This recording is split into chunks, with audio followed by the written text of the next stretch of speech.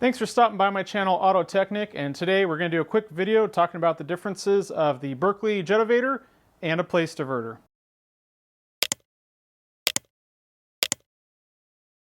Now I see this question asked fairly frequently of what are the differences and which one should I run over the other. And since I had one of each sitting in here in the shop, I decided no time was better than now to go ahead and throw together a quick video and show you guys all the differences of these two units. Alright, I'm going to start off by talking about the Jet-O-Vator here on this Berkeley pump. Now, I'm going to focus purely on the Jet-O-Vator unit itself here and not so much on how it operates, because it is a bit complicated on the way it operates off the steering cable, and I will make a completely separate video showing you how that all works. For now, we're only focusing on the differences of the hardware here that bolts onto the pump versus the place diverter. So in order to run these Jet-O-Vators, you have to have a split bowl and run this flange, and this will fit also an American turbine pump, so you can go ahead and bolt this onto this American turbine or Dominator bowl, which I previously had done in the past. Now on the Jet-O-Vator, the first moment of movement that comes off the bowl is your trim. So you can see right here off this pivot is controlling our trim, and then on this secondary pivot back here is our steering. Now if you notice, because the steering arm is up here on the top, depending on where we have our trim, it's going to move our steering arm through an arc. That's one of the biggest differences on these Jet-O-Vators. Because they react off of the steering cable to operate, and because the steering pivot moves, when you actuate these up and down, it'll have a small effect on your steering wheel in the boat, and it kind of turns your steering wheel. It's nothing that drastic or radical, but it is one small side effect that's a little bit less than ideal on these systems. And it's a feature that the place diverter has been able to engineer out of these trim devices. Now you'll notice on the place diverter that the first moment of action on the place diverter is our steering. So this steering radius or arc that it's on doesn't move in relation to the pump, so it has no effect on our steering as we turn. And then when we go ahead and trim it, you can see that it does not move our steering at all. So when this is actuated, it's not going to have any effect on our steering, and also the way that this is trimming, if I trim this up or down, it's not changing anything with the trajectory of the boat.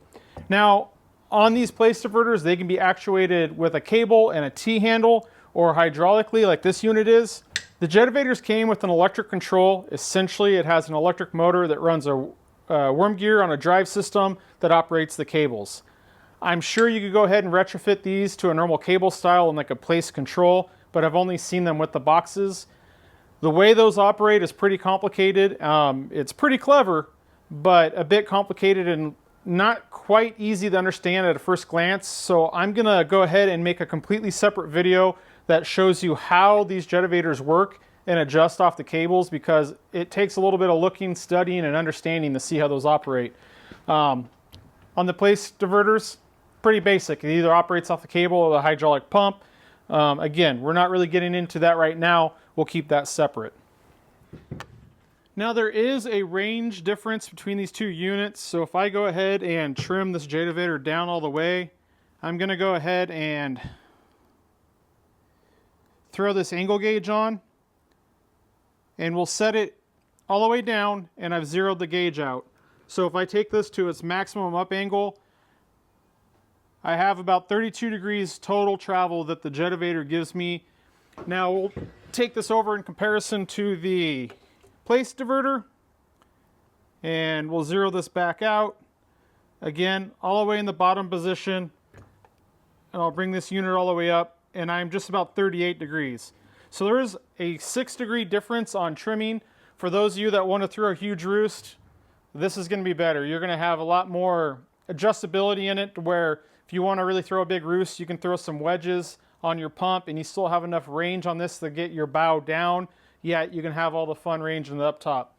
On this unit, you know, I was able to throw a pretty decent roost on it, so they still do the same thing. It's only a couple degrees, but it is a difference, and that's one thing that I don't hear many people discussing.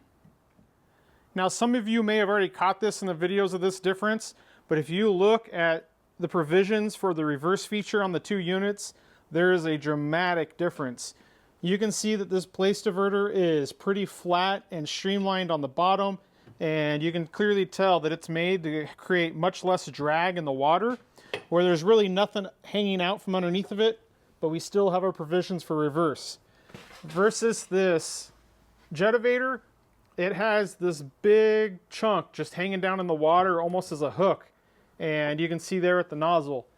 Pretty big difference. So that right there, I'm sure, is going to make quite a bit of difference on loosening the boat up. You know, you got this dragging back in the water depending on how wet your boat rides. Not ideal back there.